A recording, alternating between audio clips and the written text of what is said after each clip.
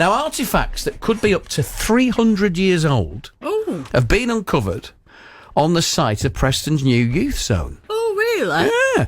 The finds were made during work to clear and prepare the plot for the new £11 million facility, which is being built on grassland close to the city's bus station. It's going to be great.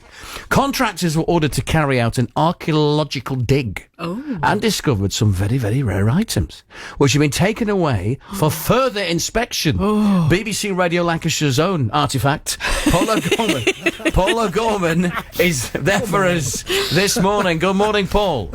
Yes, good morning, Graham. Yeah, in the shadow of Preston's bus station, this little piece of, it was grassed land until recently on Crooked Lane.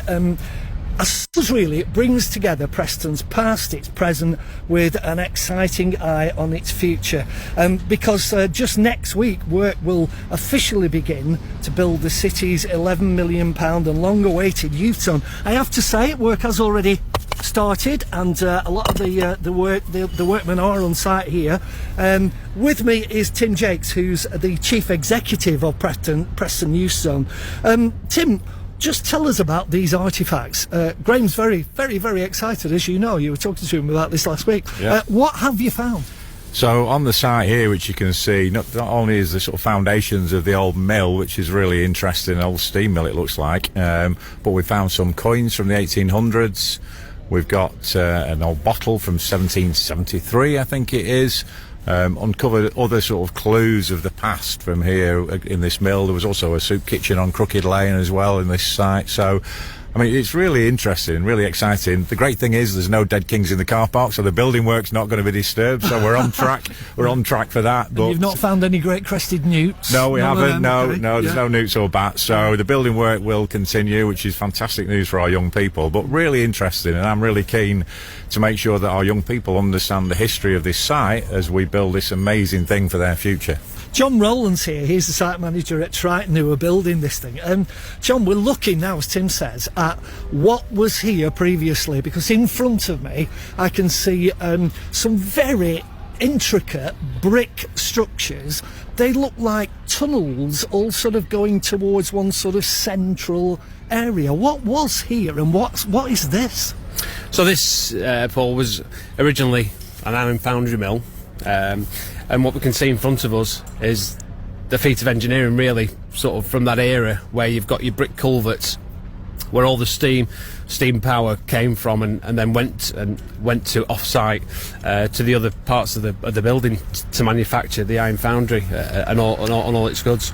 It's fascinating to look at, isn't it? Oh, it's amazing! It's amazing. We've got superb drone footage of the actual site itself. The architects. The archaeologists have come in, they've stripped the site, they've mapped it and they've recorded it, so all this is now sort of in the history books now. I presume, and a report will come out, and this will be passed on to the county archaeologist, and this hopefully will be its future, really. So what I would like to, if possible, and obviously with Tim's authorisation, is get a piece of something that was in the ground and incorporate it into the building.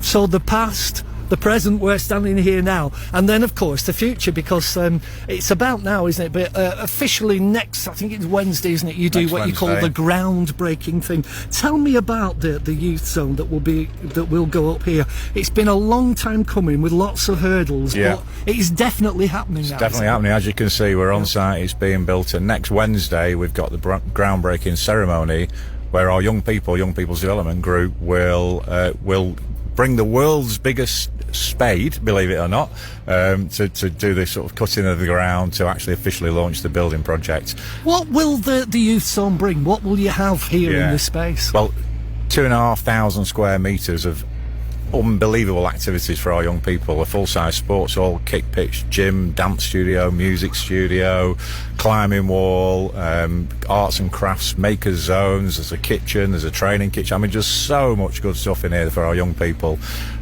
We expect about 4,500 members. We had over 2,000 people vote for our name, which will be revealed next Wednesday.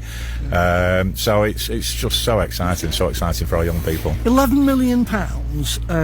Who pays for this? But more importantly, Is that it? What about going forward? Yeah, as I say, the money's been raised to build it. What we're on with now is the money to run it. We need over $1 million, nearly $1.5 million a year to run and obviously employ the staff and keep these facilities running for the young people. So we're talking to local businesses. We've got lots of people interested, some people supporting. One of my jobs, and there's a few of this role, is to get the business community to be involved and to contribute, not only with money, but of course money is important to keep it running, but being involved with the young people, employability, training, experience, mentoring, coaching. So we're having those conversations. So any local businesses who are interested, please give us a shout.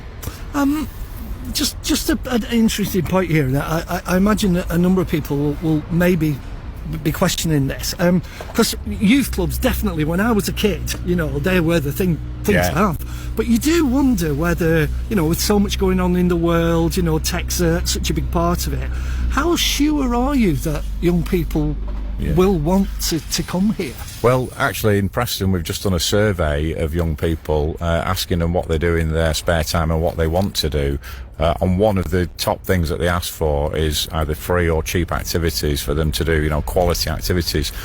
Most youth clubs have shut down. Over the last 10 years, about 70% of youth clubs in the UK have shut down.